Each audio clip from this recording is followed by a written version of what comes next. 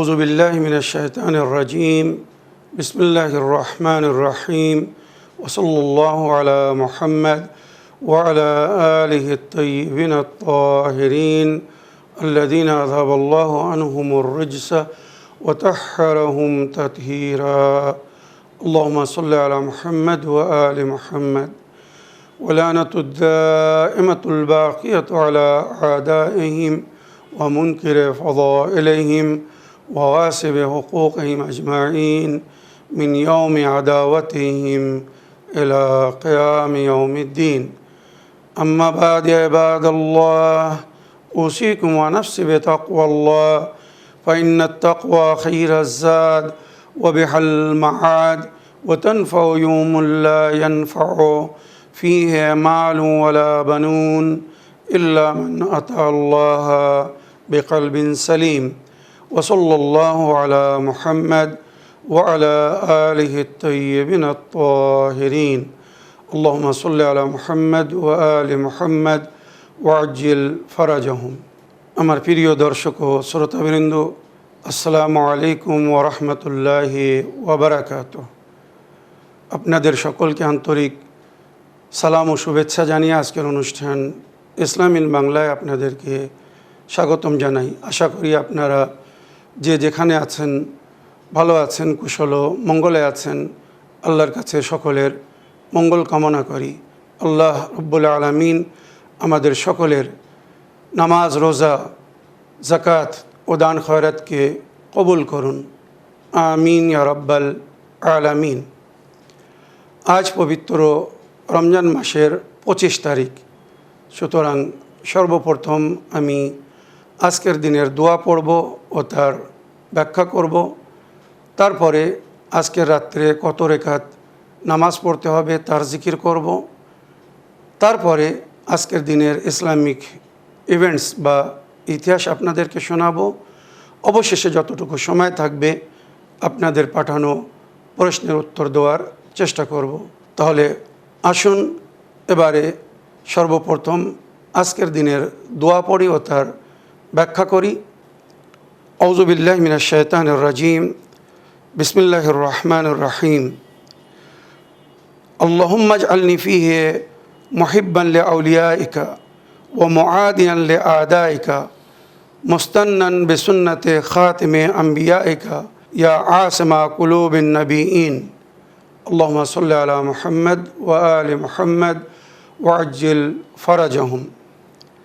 হে আমার প্রতিপালক আল্লাহ রব্বুল আলামিন, আজ আমাকে আপনার ওলিদের বন্ধু করুন।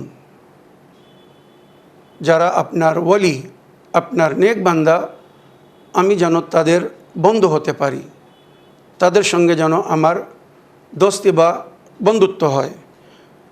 ওয়া মুআদিয়ান লিআদাইক, আর যারা আপনার শত্রু, আমি যেন তাদের সঙ্গে শত্রুতা রাখতে পারি। আল্লাহর শত্রুকে যেন আমি নিজের শত্রু মনে করি। মনে রাখবেন, আল্লাহর বন্ধুকে কেউ যদি শত্রু মনে করে আর আল্লাহর শত্রুকে কেউ যদি নিজের বন্ধু বানায় বা বন্ধু মনে করে, আল্লাহ তার থেকে কখনো রাজি হবেন না। তাই আজকে আমরা আল্লাহর কাছে দোয়া করছি, আল্লাহ আপনার বন্ধুকে যেন আমি বন্ধু বানাতে পারি আর আপনার শত্রুকে যেন আমি শত্রু মনে করি। মুস্তান্নান বিসুন্নতি খাতিমি আম্বিয়াইকা, আর শেষ নবীর সুন্নাতের উপরে যেন আমাল করতে পারি। প্রিয় নবী আমাদেরকে যে সুন্নাতের তালিম দিয়ে গেছেন, আমরা যেন সেগুলো আদায় করতে পারি, পুরো করতে পারি। ইয়া আসমা কুলুবিন নবিয়িন, এ নবীদের অন্তরকে পবিত্রতা দান করনেওয়ালা, আমাদের অন্তরকেও পবিত্রতা দান করুন। আল্লাহ রব্বুল আলামিন আমাদের সকলের পক্ষে আজকের দোয়াকে কবুল করুন, আমিন ইয়া রাব্বাল আলামিন। এবারে আজ 25 রমজান, দিনগত রাত হবে 26 রমজানের রাত। সুতরাং আজকের রাত্রে আমাদেরকে 8 রেখাত নামাজ পড়তে বলা হয়েছে। 2 রেখাত করে 4 বার পড়লে 8 রেখাত নামাজ হবে। প্রতি রেখাতে সূরা আলহামদ একবার আর 100 বার সূরা তাওহীদ। কেউ যদি 100 বার না পড়তে পারে 10 বার পড়তে পারে, যথেষ্ট। একবার সূরায়ে আলহাম আর 10 বার সূরায়ে তৌহিদ। নামাজের শেষে তাসবিহ জাহরা সালামুল্লাহ আলাইহা পড়বেন, তারপরে নবী আলে নবীর উপরে দরুদ পাঠ করে আল্লাহর কাছে দোয়া করবেন। আশা করি আমাদেরকেও দোয়াতে স্মরণে রাখবেন। এবারে আজকের দিনের ইসলামিক ইভেন্টস বা ইতিহাসে লেখা হয়েছে উলাদাতুন নবী সুলাইমান বিন দাউদ আলাইহিস সালাম। আজকের দিন 25 রমজান জনাবে সুলাইমান নবী জন্মগ্রহণ করেছিলেন। জনাবে সুলাইমান নবীর সম্পর্কে অল্প কিছু বলতে চাই। ওনার জীবন কিন্তু শুধু ওনার উম্মত না, পুরো বিশ্বের উম্মতের জন্যে, বিশ্বের মানুষের জন্যে একটি উদাহরণ। আল্লাহ রাব্বুল আলামিন ওনাকে পুরো বিশ্বের উপরে রাজত্ব দান করেছিলেন।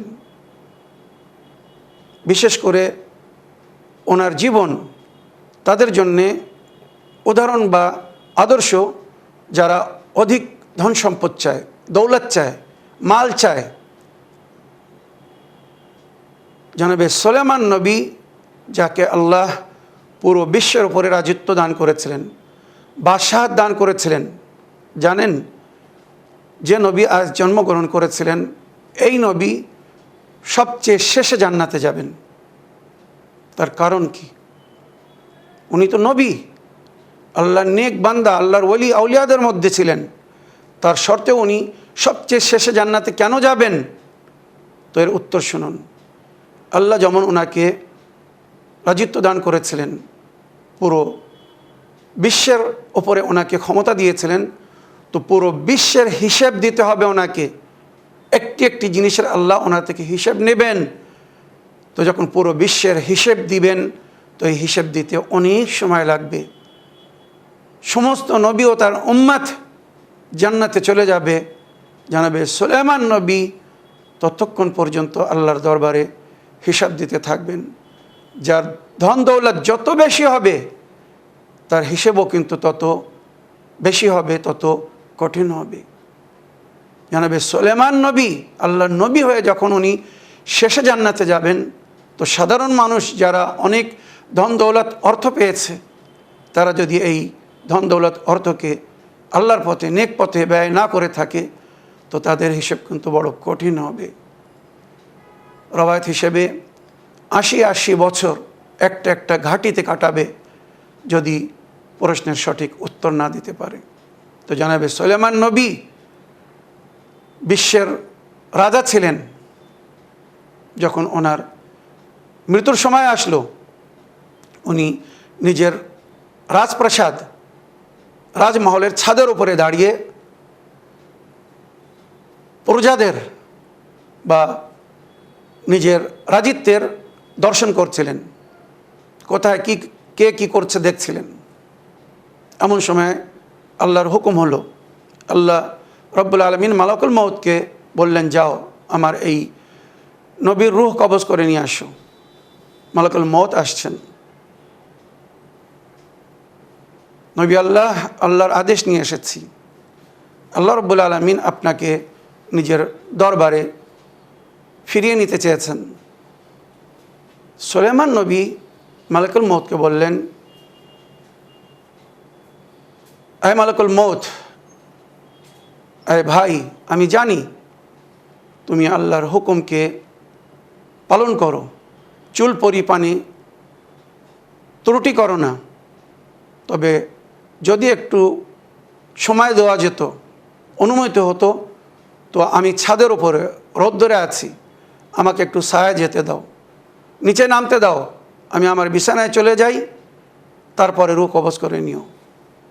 মালাকুল মউত বললেন, না, আল্লাহর নবী, আল্লাহর অনুমতি নেই, হুকুম নেই, তাহলে কমস কম আমি দাঁড়িয়ে আছি, আমাকে বসতে দাও। না, আল্লাহ নবী এরও অনুমতি নেই। ওই অবস্থায় রূহ কবজ করে নিলেন। ইতিহাস বা রওয়ায়াত হিসেবে 3 দিন, 1 সপ্তাহ, 10 দিন, আবার অনেক রওয়ায়াতে 40 দিনও লেখা হয়েছে। আর আমার আহলে সুন্নাত ভাইদের কিছু ইতিহাসে বা হিস্ট্রিতে পুরো 1 বছর লেখা হয়েছে। ওইভাবে সুলাইমান নবী নিজের ছড়ি বা লাঠি ধরে দাঁড়িয়েছিলেন, যার উপরে নির্ভর করে উনি দেখছিলেন, ধরে দাঁড়িয়েছিলেন। প্রজারা ভাবছিল আল্লাহ নবী দর্শন করছেন, নজর রেখে আছেন, কেউ ওনার নিকটে যেতে সাহস করেনি। এক সময় আসলো ঘুণ বা উই পোকা, যে পোকা কাঠ খেয়ে ফেলে, ওই ছড়ি বা লাঠি যেটা উনি ধরেছিলেন ওটাকে নিচের দিক থেকে খেয়ে ফেললো। যখন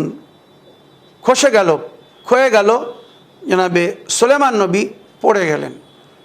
তখন প্রজা বা পাবলিক জানতে পারলো যে সুলাইমান নবী আর এই দুনিয়ায় নেই। চিন্তা করুন, এক নবীর যদি এই অবস্থা হতে পারে। কোরআন বলছে যখন কারোর মৃত্যু আসে, এক কদম না আগে যেতে দেয় না এক কদম পিছনে হটতে দেয়। কুল্লু নাফসিন যায়কাতুল মউত, সমস্ত নফসকে মওতের মজা চাখতে হবে। এই দুনিয়ায় যে এসেছে তাকে এই দুনিয়া থেকে যেতে হবে। ইন্না লিল্লাহ ওয়া ইন্না ইলাইহি রাজিউন, এটা আমরা শুধু মৃত্যুর খবর শুনলে বলি, কিন্তু সমস্ত মুসিবতের সময় এই আয়াত পড়তে বলা হয়েছে যে আমরা আল্লাহর জন্যে আর তার দিকেই আমাদেরকে ফিরে যেতে হবে। ওই আল্লাহ কোরআনে বলেছেন মিনা খালাকনাকুম ওয়া ফিহা নুঈদুকুম ওয়া মিনহা নুখরিজুকুম তারাতান উখরা, এই মাটি থেকে আমি তোমাদেরকে সৃষ্টি করেছি। আমরা সব মাটির মানুষ। আমাদের পিতা হযরত আদমকে মাটি থেকে তৈরি করা হয়েছিল, তাই আদম সন্তানকে মাটির মানুষ বলা হয়। যদিও পরস্পর একটি প্রসেস বা সিস্টেমের মাধ্যমে এখন মানুষ এই দুনিয়া জন্ম নিচ্ছে, কিন্তু তার অস্তিত্ব বা ওজুদ বা আসল মাটির ছিল বলে আমাদেরকে মাটির মানুষ বলা হয়। তবে বাস্তবে মাটির মানুষ কাকে বলা হয় জানেন? আমাদের সমাজে, আমাদের পরিবেশে যখন কোনো মানুষকে আমরা অতি ভদ্র দেখি, অতি সভ্য দেখি, অতি নেক ন্যায়পরায়ণ দেখি, তখন আমরা বলি এই মানুষটা মাটির মানুষ, মানে খুব ভালো মানুষ। আফসোস, মাটির মানুষ হয়ে যদি কেউ পাথরের কাজ করে, শক্ত হয়ে যায়, নিজের অস্তিত্বকে হারিয়ে ফেলে, তো মনে রাখবেন পাথর হাতুড়ি দিয়ে ভেঙে যায়, মাটি হাতুড়ি দিয়ে ভাঙে না। মাটি নরম হয়, তো আমাদেরকে নরম হতে হবে, শক্ত হলে হবে না। হ্যাঁ, মাটি প্রয়োজনে শক্ত হয়ে যায়, ওইরূপ আমাদেরকেও অন্যের বিরুদ্ধে, জুলুম ও অত্যাচারের বিরুদ্ধে শক্ত হতে বলা হয়েছে। পরীক্ষার সময়, কঠিনতার সময় শক্ত বা মজবুত হতে বলা হয়েছে। এর অনেক রাজ ও রহস্য আছে। এই অস্তিত্ব, এই উজুদ, এই মাটির যদি আমি ব্যাখ্যা করি অনেক সময়ের প্রয়োজন আছে। তো সারাংশ শুধু এতটুকু বলতে চাই, যারা নিজের জীবনে সুখ শান্তি চায়, অনেক ধন দৌলত চায়, তারা যেন সুলাইমান নবীকে নিজের আইডিয়াল মনে করে, যে এত বড় নবী হয়ে বসারও সুযোগ পাননি, আল্লাহ নিজের কাছে ডেকে নিয়েছেন। আর কিয়ামতের দিনে সবচেয়ে অধিক সময় ওনাকে হিসাব দিতে হবে। আমরা সবাই তাড়াতাড়ি জান্নাতে যাওয়ার আশা করব, তাড়াতাড়ি নিজের গন্তব্যে পৌঁছানোর চেষ্টা করব, কিন্তু যার ধন দৌলত যত বেশি হবে, মনে রাখবেন যদি সে সঠিক পথে খরচা না করে থাকে, সে যদি জান্নাতবাসী হয়, তবুও তাকে জান্নাতে যেতে অনেক সময় অপেক্ষা করতে হবে। তাই আল্লাহর কাছে দোয়া করবেন, একটি দোয়া, যে আল্লাহ যদি ধন দৌলত দেয়, বা আল্লাহ যদি আমাকে ধন দৌলত দেন, তো অতটা দিবেন না যে দৌলত পেয়ে আমি আপনাকে ভুলে যাব। খোদা ও রসুলকে সাক্ষী করে বলছি, এই হচ্ছে আমার অন্তরের দোয়া।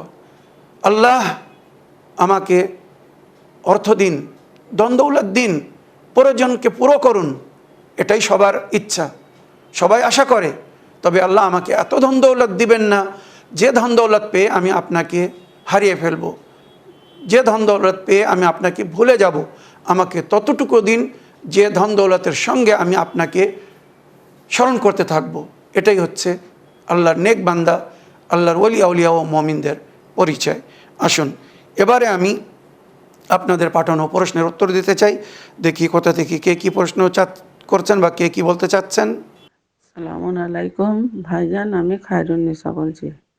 আপনি ভালো থাকবেন, সুস্থ থাকবেন। আল্লাহ রাব্বুল আলামিন আপনাকে ভালো রাখুক, সুস্থ রাখুক।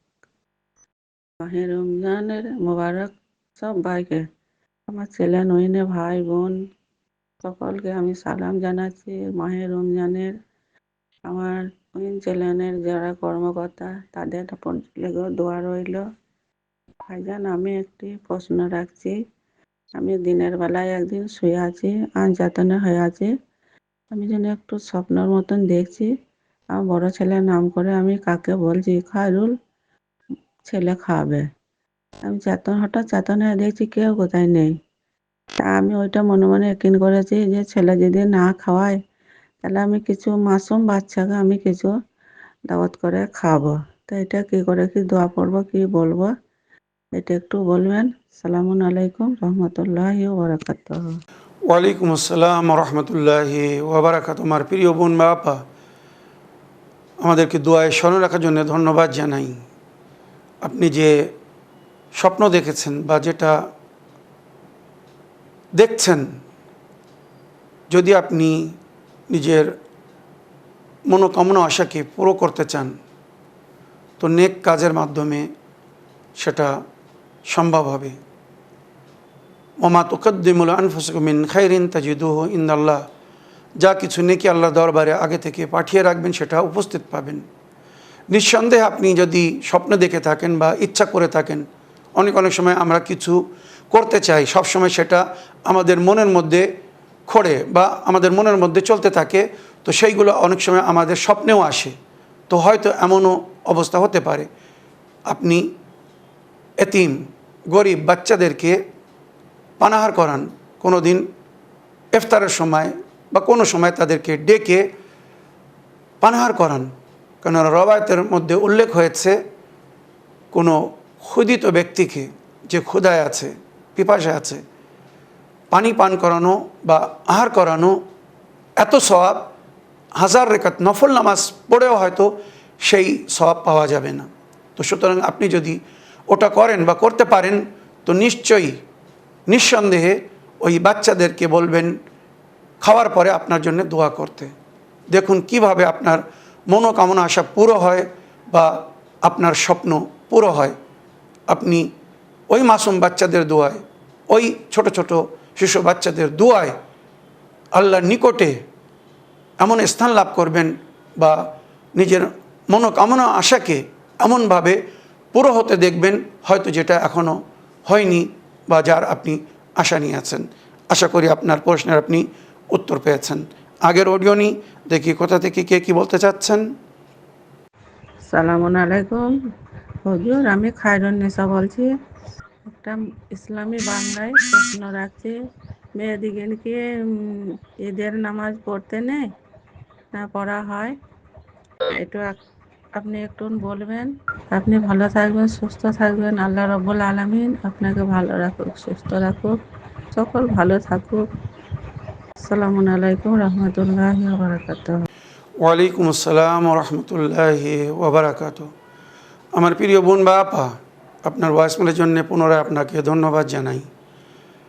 মেয়েদের জন্যে, লেডিসদের জন্যে, নারীদের জন্যে শরিয়াতে না জমাত নামাজ ফরজ করা হয়েছে, না জুম্মার নামাজ ফরজ করা হয়েছে, ওইরূপ না ঈদের নামাজ ফরজ করা হয়েছে।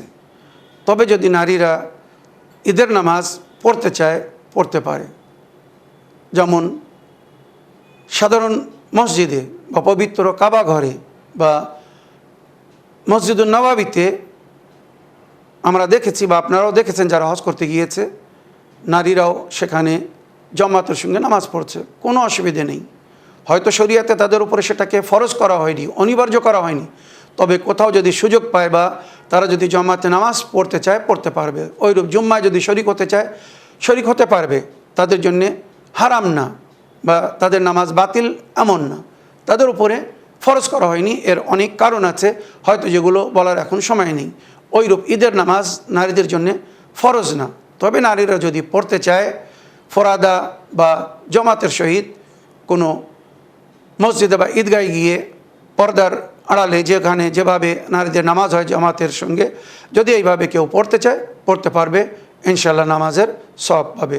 আশা করি আপনার প্রশ্নের আপনি উত্তর পেয়েছেন। এবারে আজকের এপিসোডের শেষ অডিও নিই, দেখি কোথা থেকে কে কি জানতে চাচ্ছেন বা কে কি বলতে চাচ্ছেন। আসসালামু আলাইকুম। কেবলা সাবির মাওলানা চ্যানেল ওইন ইসলামিন বাংলা চ্যানেল ওইনে সাবির মাওলানা কেবলা সাহেবের কাছে আমার একটা প্রশ্ন, যে সূরা কোরআনুল কারিমের সূরা মুজাম্মিল সূরাটি যতটা আপনার সম্ভব কিছু তাফসির অনুবাদ করবেন এবং এর ফজিলত একটু জানাবেন, খুবই উপকৃত হই জানাতে পারলে। আসসালামু আলাইকুম। আপনি সুস্থ থাকুন, ভালো থাকুন, আল্লাহ আপনাকে সুস্থ রাখুন, ভালো রাখুন। ফিয়ামানিল্লাহ। ওয়ালাইকুম আসসালাম রহমতুল্লাহি ওয়াবারাকাতুহু। আমার প্রিয় বোন, আপনার ভয়েসমেলের জন্য আপনাকে ধন্যবাদ জানাই। আপনি সূরা মুজাম্মিলের তরজমা ও তাফসির জানতে চেয়েছেন এবং উক্ত সূরার ফজিলত এবং তার কি বরকত এ বিষয়ে জানতে চেয়েছেন। তো আমার প্রিয় বোন, কিছু মনে করবেন না, রমজান মাসে আমাদের এপিসোডের সময় খুব সংক্ষিপ্ত, টোটাল ডিউরেশন 30 মিনিট। এই 30 মিনিটের মধ্যে ওই দিনের দোয়া পড়ি, তার ব্যাখ্যা করি, ওই দিনের নফল নামাজের জিকির করি, তারপরে ওই দিনের ইসলামিক ইতিহাস বা ইভেন্টস বয়ান করি, তারপরে যতটুকু সময় থাকে আপনাদের প্রশ্নের উত্তর দেওয়ার চেষ্টা করি। তো সূরা মুজাম্মিল পড়ে যদি আমি তার ব্যাখ্যা করতে চাই, অনুবাদ করতে চাই, তার জন্য অনেক সময়ের প্রয়োজন আছে, তাই আমি ক্ষমা চাচ্ছি। হ্যাঁ, আমার অনুষ্ঠান ইসলামিন বাংলায় বর্ধমানের প্রিয় বোন ফাতেমা বিবির অনুরোধে আমি বিস্তারিত এপিসোড করে রেখেছি, পুরো একটা এপিসোড সূরা মুজাম্মিলের ফজিলাত বা বরকত, এই সূরার অর্থ কী, ডিটেলস আমি পুরো বয়ান করে রেখেছি। আপনার কাছে অনুরোধ, আপনি চ্যানেল উইন ইসলামিন বাংলা ইউটিউবে গিয়ে ওখানে লিখুন সূরা মুজাম্মিলের ফজিলাত, তো এই এপিসোড এসে যাবে, ওটা শুনে নিন, আপনি বিস্তারিতভাবে জেনে যাবেন বা জানতে পারবেন। তবুও আপনার প্রশ্নের উত্তর হিসেবে আমি অতি সংক্ষিপ্তে যতটুকু বলা সম্ভব হচ্ছে সূরার ফজিলাত, এই সূরার কি আহমিয়ত আমি বলে দিচ্ছি। তবে ওই পুরা সূরা পড়ে তার তর্জমা করা হয়তো আজকের এপিসোডে সম্ভব হবে না। সূরা মুজাম্মিল পবিত্র কোরআনের ৭৩তম সূরা, বর্তমান সূচি বা তালিকা হিসাবে ৭৩ নম্বর সূরা। আর এই সূরাটি মক্কায় অবতীর্ণ হয়েছিল। এই সূরার তেলাওয়াত করলে অনেক শারীরিক বা মানবিক লাভ আছে। মুশকিল আসান হয়ে যাবে, রুজিতে বরকত হবে, জালিমদের থেকে আল্লাহ হেফাজত করবেন, জীবনে সুখ শান্তি আসবে। এবং বুজুর্গারে দিনরা বলেছেন, যদি কেউ ধারাবাহিক মানে প্রতিদিন এই সূরা তেলাওয়াত করে, তো হাসিদিন মানে হিংসুকদের হিংসা থেকে, শয়তানের আক্রমণ থেকে সে আল্লাহর হেফাজতে থাকবে। ওইরূপ হাদিসের মধ্যে যেটা উল্লেখ হয়েছে, সূরা মুজাম্মিলের তেলাওয়াত করলে দুনিয়া আখিরাতের সমস্যার সমাধান পাওয়া যাবে, মুশকিল আসান হয়ে যাবে। আল্লাহ রাব্বুল আলামিন তার রুজিতে বরকত দান করবেন, তার জীবনে সুখ শান্তি ফিরে আসবে, আর ধন দৌলত বা অর্থে অনেক বৃদ্ধি হবে, আর তার জীবন থেকে অভাব দূর হবে। ওইরূপ সূরা মুজাম্মিল পড়লে আল্লাহ রাব্বুল আলামিন শত্রুদের আঘাত বা আক্রমণ থেকে তার হেফাজত করবেন, বালা ও মুসিবত থেকে সে রক্ষা পাবে। আর আন্তরিক শান্তি পাওয়ার জন্যে নামাজে এশার পরে রাত্রে কেউ যদি এই সূরা পড়ে, আর রওয়ায়াতের মধ্যে যেভাবে বলা হয়েছে 11 বার যদি এই সূরা তেলাওয়াত করে মনশান্তি পাবে এবং দিন দুনিয়ার সমস্ত সমস্যার সমাধান পাবে। আল্লাহর ফেরেশতাদের মাধ্যমে আল্লাহ তার সহযোগিতা করবেন, তার মদত করবেন।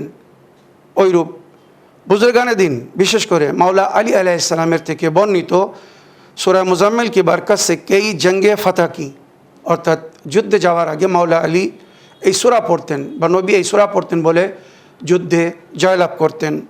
और खैबर के किले का दरवाज़ा तोड़ा या हाथों पर उठा लिया।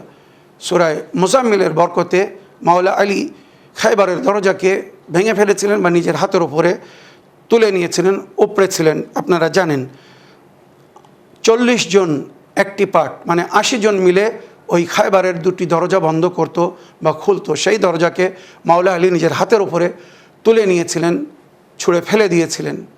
তো মাওলা আলীর নিজের শক্তি ছিল, আল্লাহর দেওয়া তাকাত। তবে আমার আহলে সুন্নাত ভাইদের রওয়ায়াতের মধ্যে যেটা উল্লেখ হয়েছে, উনি সূরা মুজাম্মিল পড়তেন বলে আল্লাহ ওনাকে এই ক্ষমতা दान করেছিলেন।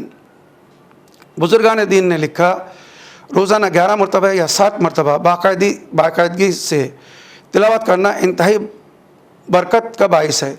प्रतिदिन 7 বার কি 11 বার যদি কেউ এই সূরা তিলাওয়াত করে তো তার জীবনে অভাব হবে না, সবসময় সুখ শান্তি ও আল্লাহর রহমতের বর্ষণ হতে থাকবে, বরকত পাবে। সমস্ত সূরার ফজিলত আছে, পড়ার ফজিলত আছে, পড়তে বলা হয়েছে। তবে সূরা মুজাম্মিল আপনারা জানেন নবীর পদবী বা লাকাবের মধ্যে একটি লাকাব হচ্ছে মুজাম্মিল, কামলিওয়ালে নবী। তো ওই জন্যে এই সূরার আমাল বা এই সূরার প্রভাব অনেক অধিক বা বেশি বলা হয়েছে। আর কোরআনের সমস্ত সূরার মধ্যে এই সূরাকে নাফা বক্স মানে লাভদায়ক সূরা বলা হয়েছে। তো আমার প্রিয় বোন, এই যে সূরার ফজিলত বয়ান করলাম, আশা করি এই সূরা পড়ে বুঝে এর উপরে আমাল করার যদি কেউ চেষ্টা করে তো আমার মনে হয় তার জীবনে সে অনেক সুখ শান্তি পাবে, অত কিছু পাবে যা হয়তো অন্যরা পায়নি। এখানে আমি শুধু এই সূরার শেষ আয়াতটি পড়ে আপনাদেরকে শোনাতে চাই যে কেন এই সূরাকে এত সম্মান দান করা হয়েছে বা এই সূরা পড়তে বলা হয়েছে। এই সূরার শেষ আয়াত 20 নম্বর আয়াত, ইন্না রাব্বাকা ইয়ালামু আন্নাকা তাকুমু আদনা মিন সুলুসিল লাইলি ওয়া নিসফাহু ওয়া সুলুসাহু। আয় আমার নবী, আপনার প্রতিপালক জানে আপনি অর্ধেক রাত থেকে বা রাতের 3 ভাগের 1 ভাগ বা অর্ধেক বা তার 3 ভাগের 1 ভাগ জেগে আপনি আল্লাহর উপাসনা করেন, ইবাদত করেন। ওইভাবে আমাদেরকেও সারা রাত ঘুমোতে নিষেধ করা হয়েছে। যদি শারীরিক ক্ষমতা থাকে, সমর্থ থাকে তো অর্ধেক রাত্রের পরে, নইলে কমস কম 3 ভাগের 1 ভাগ থাকতে মানে ভোরের আগে উঠে আল্লাহর উপাসনা করতে বলা হয়েছে। যেমন আল্লাহর নবী মাকামে মাহমুদ পেয়েছিলেন এই নিরাবিলে ভোরের সময় উঠে আল্লাহর উপাসনা করতেন বলে, ওইরূপ যদি কেউ সম্মান পেতে চায় তো তাকে ভোরের সময় উঠে আল্লাহকে স্মরণ করতে বলা হয়েছে। ও তাইফাতু মিনাল্লাযিনা মাক, ওইরূপ আপনার সঙ্গে কিছুরা আছে মুমিনরা যারা এই সময় উঠে আল্লাহর উপাসনা করে, ইবাদত করে, তাহাজ্জুদ নামাজ পড়ে, এটাকেই কিয়ামুল লাইল বলা হয়েছে। ওয়াল্লাহু ইয়াকদিরুল লাইলা ওয়ান নাহার, দিন রাতকে আল্লাহ নির্ধারিত করেছেন। আলিমা আল্লান তুহসু ওয়া ফাতাবা আলাইকুম ফাকরু মা তায়াসসারা মিনাল কোরআন, এই পুরো রাত হয়তো আল্লাহর উপাসনা ইবাদতের মধ্যে কাটানো সকলের জন্য সম্ভব না, তাই যতটুকু সম্ভব হবে এই রাত্রে আল্লাহর কিতাব কোরআনের তেলাওয়াত করে আল্লাহর উপাসনা ইবাদতের মাধ্যমে কাটাতে বলা হয়েছে। আলেমা আনসা ইয়াকুনু মিনকুম মারদা ওয়া আখারুনা ইয়াদরিবুনা ফিল আরদ, মনে রাখবেন তোমাদের মধ্যে কেউ অসুস্থ হবে, কেউ সফরে হবে। ইয়াবতাগুনা মিন ফাদলিল্লাহ, আল্লাহর ফজল করম তারা চাবে। ওয়া আখারুনা ইকাতিলুনা ফি সাবিলিল্লাহ, কিছুরা আল্লাহর পথে জিহাদ করতে থাকবে, তাদের জন্য বলা হচ্ছে ফাকরু মা তায়াসসারা মিনহু। তো যতটুকু সম্ভব হবে তোমরা আল্লাহর কিতাবের তেলাওয়াত করবে, তার উপরে আমল করবে। ওয়া আকিমুস সালাত ওয়া আতুজ যাকাত, নামাজ কায়েম করবে, যাকাত দিবে। ওয়াকরদুল্লাহ কারদান হাসানা, আল্লাহকে কর্জে হাসানা দিবে, অর্থাৎ আল্লাহর পথে দান করবে, আল্লাহর নেক বান্দাদেরকে মদত করবে, আল্লাহর নেক বান্দাদেরকে উপহার দিবে, সহযোগিতা করবে, সাহায্য করবে। এটা আল্লাহকে কর্জে হাসানা দিচ্ছ, ধার দিচ্ছ, আল্লাহ ফেরত দেবে। যদি আল্লাহ নেক বান্দাকে তুমি দাও তো ওটা আল্লাহকে দিয়েছো, আর আল্লাহ কারোর ঋণ রাখে না, শোধ করে দেয়, তো আল্লাহ সুন্দর রূপে শোধ করবেন, রওয়ায়াত হিসেবে অনেক অধিক করে দিবেন। ওমা তুকদ্দিমু লিআনফুসিকুম মিন খাইরিন তাজিদুহু ইনদাল্লাহ, যা কিছু নেকি আল্লাহ দরবারে আগে থেকে পাঠিয়ে রাখবে সেটা উপস্থিত পাবে, তাজিদুহু ইনদাল্লাহ ওয়া খাইরান ওয়া আযমা আজরা, সেটাই অতি উত্তম এবং অনেক অধিক করে আল্লাহ রাব্বুল আলামিন আমাদেরকে দিবেন। ওয়াস্তাগফিরুল্লাহ, আল্লাহর কাছে ক্ষমা চাও, ইন্নাল্লাহ গফুরুর রহিম, আল্লাহ বখশনেওয়ালা, রহম করনেওয়ালা, ক্ষমাশীল, আল্লাহ ক্ষমা করবেন এবং রহম করবেন। আল্লাহ আমাদের পূর্বের গুনাহকে ক্ষমা করে দিন আর আমাদের উপরে রহম করুন, আমাদেরকে নেক তৌফিক দান করুন, আমরা যেন পবিত্র রমজান মাসে, সারা বছরও যদি না করতে পারি তো কমসে কম রমজান মাসে সেহরির আগে উঠে অল্প সেহরি করে সময় থাকতে যেন আমরা কিয়ামুল লাইল করতে পারি, তাহাজ্জুদ নামাজ পড়তে পারি, নফল নামাজ পড়তে পারি, তারপরে যেন ফরজ নামাজ আদায় করতে পারি।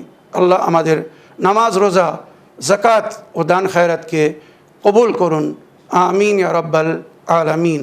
এই বলে আমার আজকের বক্তব্য এখানে শেষ করলাম। ওয়া আখিরু দাওয়ানা আলহামদুলিল্লাহি রাব্বিল আলামিন। ওয়াসসালামু আলাইকুম ওয়া রাহমাতুল্লাহি ওয়া বারাকাতুহু।